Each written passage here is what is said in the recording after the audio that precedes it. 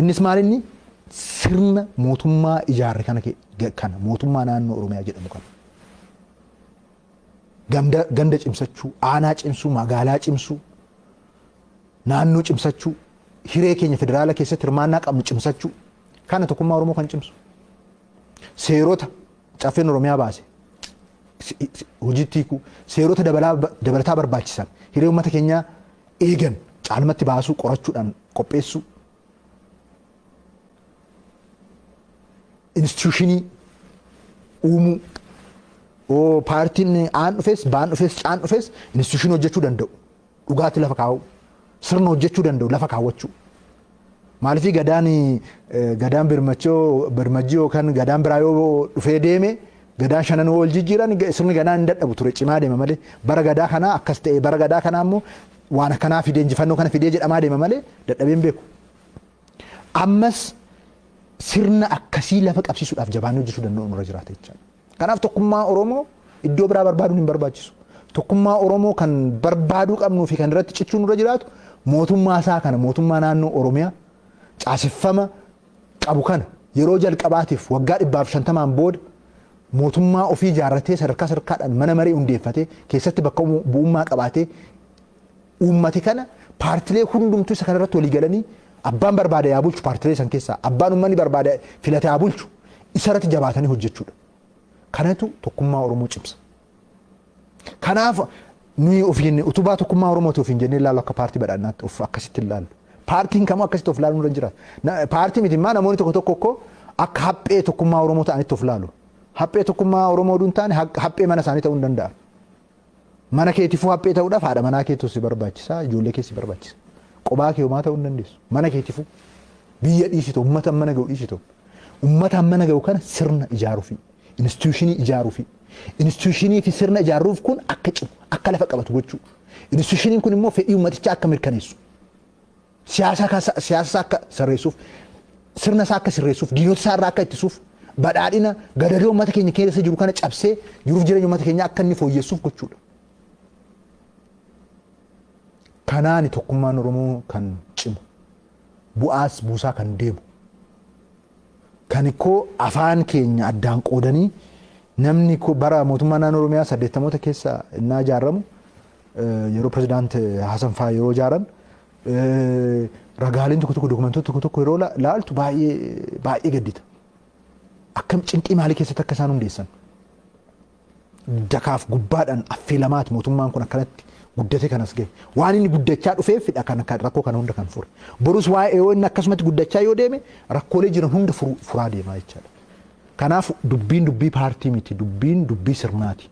Dubbiin dubbii sirna ijaaruudhaan sirna san keessatti Oromoon hiree isaa akka milkeeffachaa deemu gochuuti. Kana yoo goone tokkummaa Oromoo sadarkaa barbaadamutti cimsuu dandeenya jechaadha. Kanaaf paartilee kana faana kana giddu galeessa godhannee waan samiidhaa gadi jiru hunda waan ofii qabnu hunda goonaa gochaa jirra. Akka isaan rakkatan, akka isaan cinqaman hin barbaannu. Wal deeggarree wal qabannee kallattii maraa waliin hojjechuu barbaanna. Kana gochaa jirra jechaadha. Bulchiinsi mootummaa naannoo Oromiyaa sabboontotaa fi hayyoota Oromoo ofirraa dhiiba. Kan jedhutu jira. Pirezidaanti Shimallis dhuguma sabboontota Oromootiif hayyoota Oromoo ofirraa dhiibaa jira. Sabboonaan kun maal fakkaata? Dheeraadha moo gabaabaadha? Diimaadha moo magaala? Maal fakkaata? Madaalliin sabboonummaa kun maaliin? Mootummaan naannoo Oromiyaa mootummaa sabboontotaati. Uummanni Oromoo har'a kaabaa kibba bahaa dhiyaa jiru sabboonadha. Eenyutu sabboonaa tokkoffaa, eenyutu sabboonaa dhibbaffaadha.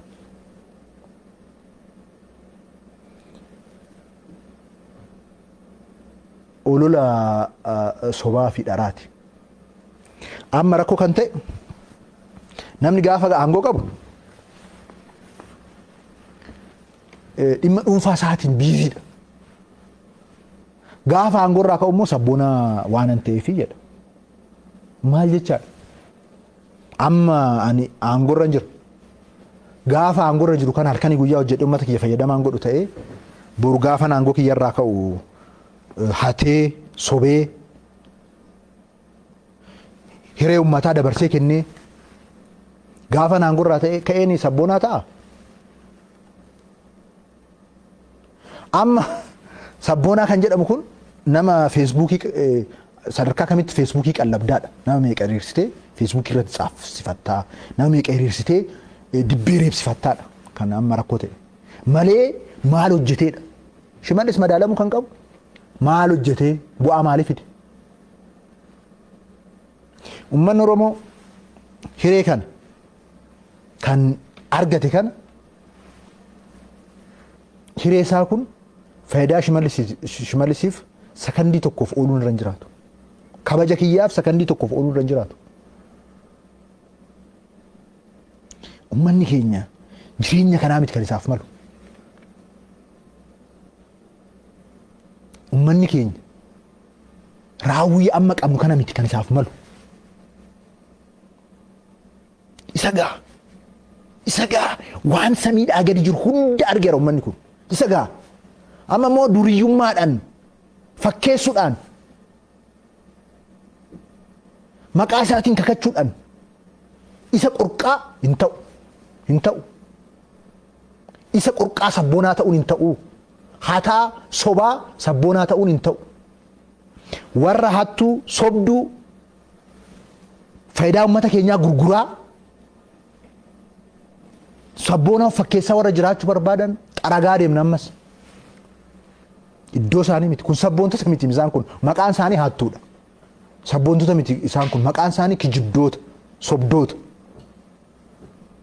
Tokko tokko immoo inaafatu samaraacha.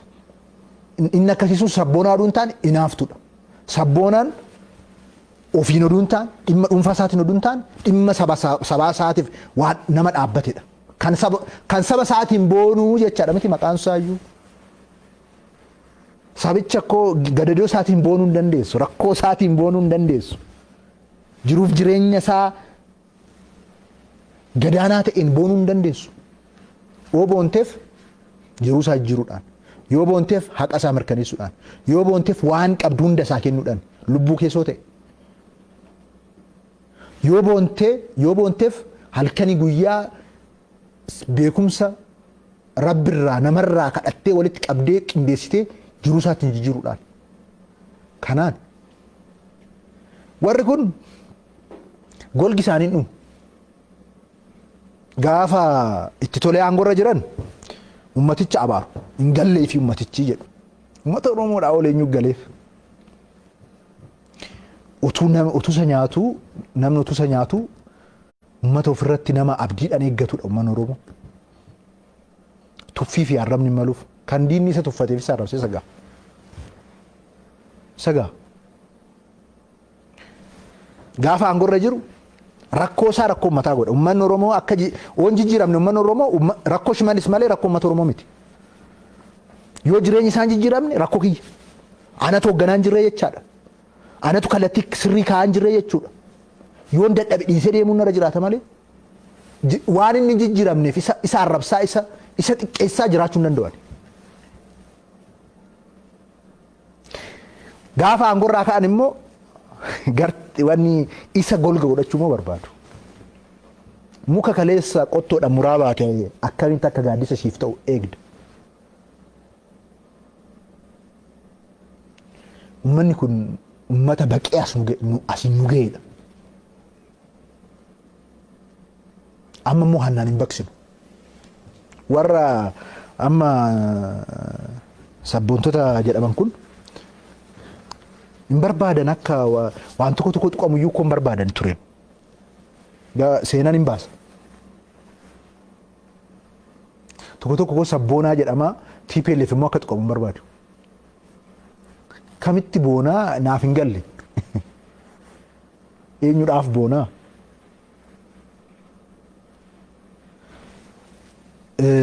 Kanaaf gaafa aangoo qabdu ofii ciisaa ofii bashannanaa ofii akka barbaadde ta'a.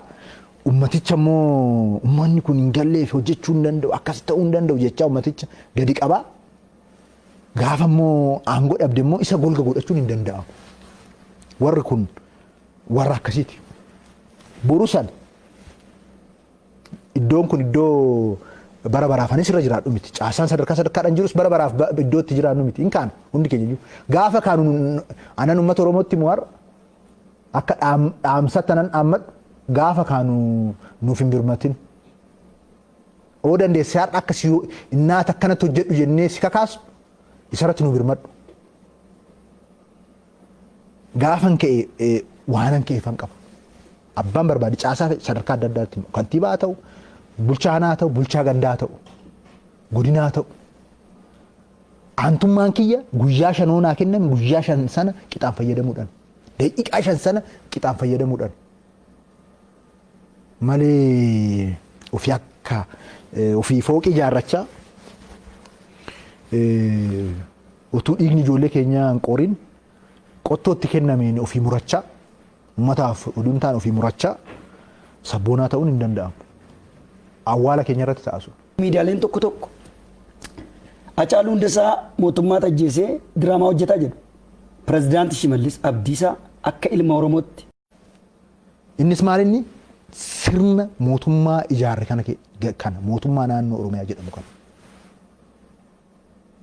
Ganda cimsachuu, aanaa cimsuu, magaalaa cimsuu, naannoo cimsachuu, hiree keenya federaala keessatti hirmaannaa qabnu cimsachuu kana tokkummaa Oromoo kan cimsu.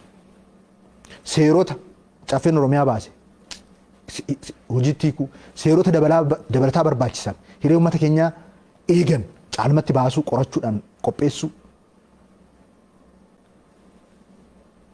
Instituushinii uumuu. Paartiin aan dhufes, baan dhufes, caan dhufes instituushinii hojjechuu danda'u. Dhugaatti lafa kaa'u. Sirna hojjechuu danda'u lafa kaawwachuu. Maaliifii gadaan birmajjii yookaan gadaan biraa yoo dhufee deeme gadaan 5 wal jijjiiran sirni gadaan hin dadhabu ture cimaa deema malee bara gadaa kanaa akkas ta'e bara gadaa kanaa immoo waan akkanaa fidee injifannoo kana fidee jedhamaa deema malee dadhabeen beeku. Ammas sirna akkasii lafa qabsiisuudhaaf jabaannee hojjechuu danda'u nurra jiraata jechuudha. Kanaaf tokkummaa Oromoo iddoo biraa barbaaduun hin barbaachisu.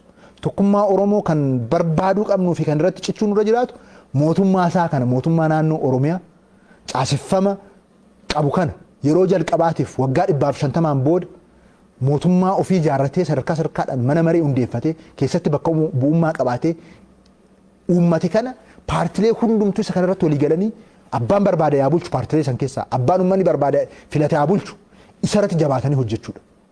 Kanatu tokkummaa Oromoo cimsa. Kanaaf nuyi ofiin utubaa tokkummaa Oromooti ofiin jennee ilaallu akka paartii badhaadhinaatti of akkasitti ilaallu. Paartiin kamuu akkasitti of ilaaluu hin jiraatu. Paartii miti immoo namoonni tokko akka haphee tokkummaa Oromoo ta'anitti of ilaalu. Haphee tokkummaa Oromoo duun taane haphee mana isaanii ta'uu hin danda'a. Mana keetifuu haphee ta'uudhaaf haadha manaa keetu si barbaachisa, ijoollee kee si barbaachisa. Qophaa kee homaa ta'uu hin dandeessu. Mana keetifuu biyya dhiisitu, uummata mana ga'u dhiisitu. Uummata mana ga'u kana sirna ijaaruufi, instituushinii ijaaruufi. Instituushinii fi sirna ijaaruuf kun akka cimu, akka lafa qabatu gochuu. Instituushiniin kun immoo fedhii uummatichaa akka mirkaneessu. Siyaasa akka sirreessuuf, sirna isaa akka sirreessuuf, diinota isaa irraa akka ittisuuf, badhaadhina gadadoo uummata keenya keessa jiru kana cabsee jiruuf jireenya uummata keenyaa akka inni fooyyessuuf gochuudha. Kanaani tokkummaan Oromoo kan cimu, bu'aas buusaa kan deemu. Kan ikkoo afaan keenya addaan qoodanii namni bara mootummaa naannoo Oromiyaa 80moota keessa innaa ijaaramu yeroo pirezidaant Hasan fa'aa yeroo ijaaran ragaaleen tokko dokumentoota tokko yeroo laaltu baay'ee gaddita. Akkam cinqii maalii keessatti akka isaan hundeessan. Dakaaf gubbaadhaan affeelamaati mootummaan kun akkanatti guddate kanas gahe. Waan inni guddachaa dhufeef rakkoo kana hunda kan fure.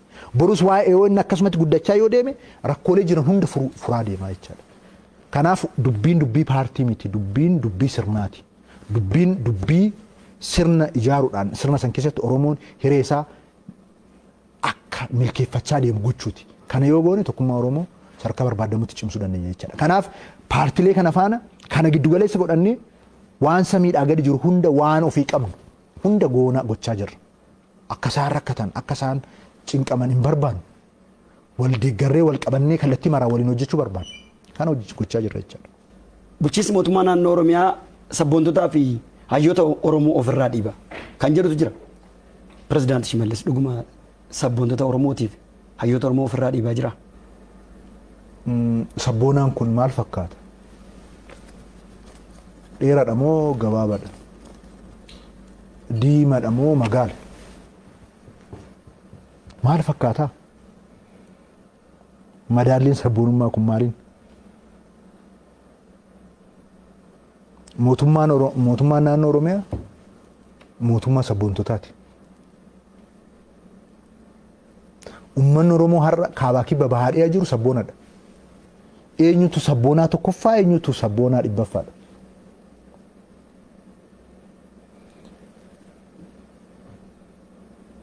Olola sobaa fi dharaati.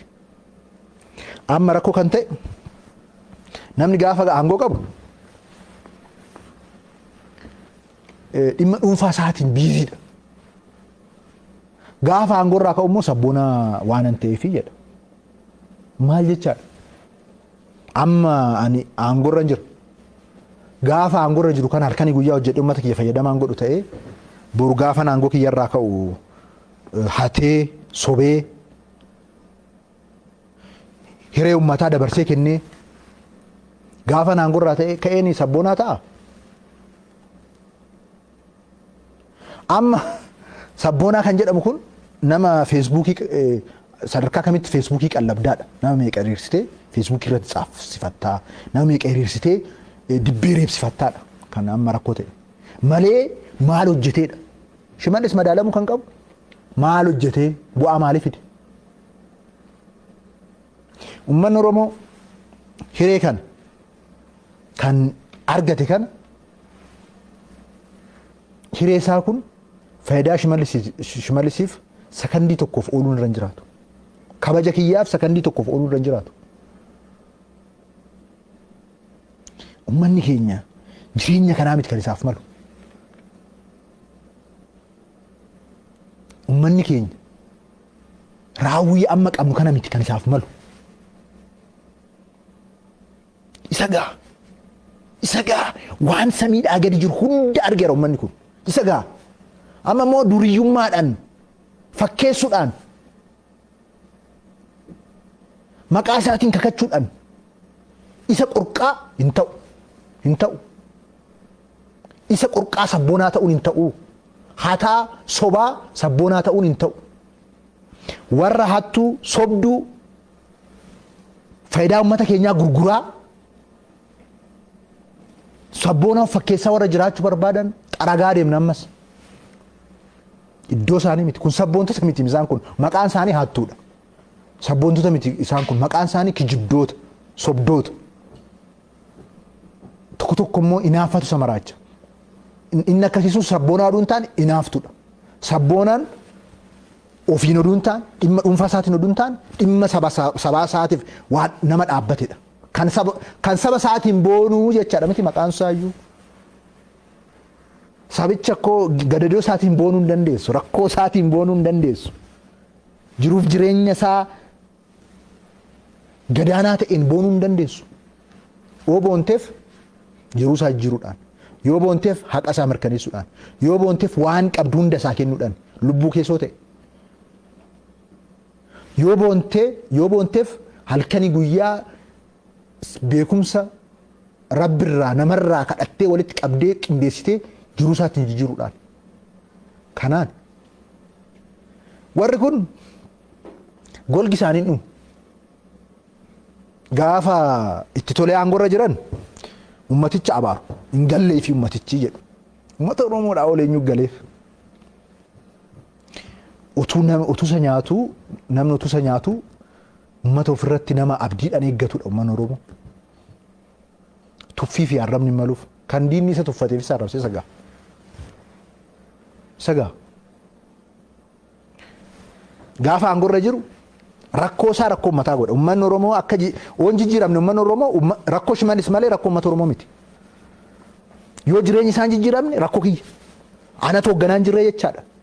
Anatu kallattii sirrii kaa'aa hin jirre jechuudha. Yoo dadhabe dhiisee deemuun narra jiraata malee waan inni jijjiiramneef isa arrabsaa isa xiqqeessaa jiraachuu hin danda'an. Gaafa aangorraa ka'an immoo wanni isa golga godhachuu moo barbaadu. Muka kaleessa qottoodhaan muraa baate akkamitti akka gaaddisa siif ta'u eegda. Uummanni kun uummata baqee asiin nu ga'edha. Amma immoo hannaan hin baqsinu. Warra amma sabboontota jedhaman kun hin barbaadan akka waan tokko tuqamuyyuu kun barbaadan tureen. Seenaan hin baasa. Tokko sabboonaa jedhama TPLF immoo akka tuqamu hin barbaadu. Kamitti boonaa naaf hin galle. Eenyudhaaf boonaa?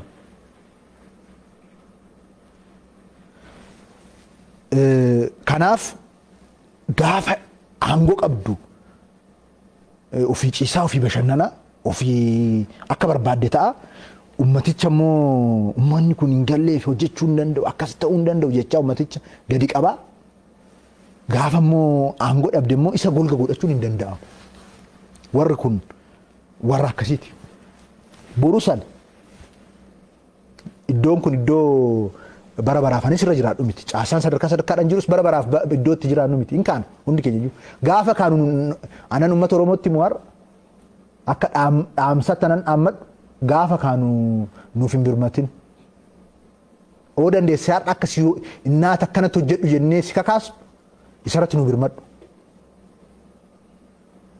Gaafan ka'e waanan ka'eefan qaba. Abbaan barbaade caasaa sadarkaa adda addaatti kantiibaa ta'u, bulchaa ta'u, bulchaa gandaa ta'u, godinaa ta'u. Aantummaan kiyya guyyaa 5 naa kenname guyyaa 5 sana qixaan fayyadamuudhaan. Daqiiqaa 5 sana qixaan fayyadamuudhaan. Malee ofii akka ofii fooqii ijaarrachaa utuu dhiigni ijoollee keenyaa hin qorin qottootti kennameen ofii murachaa uummataaf udumtaan ofii murachaa sabboonaa ta'uun hin danda'amu. Awwaala keenya irratti taasisu. Miidiyaaleen tokko Hacaaluu Hundeessaa mootummaa ajjeesee diraamaa hojjetaa jedhu. Pireezidaantii Shimallis Abdiisaa akka ilma Oromootti kun ta'e dhuguma rafeen bulaa.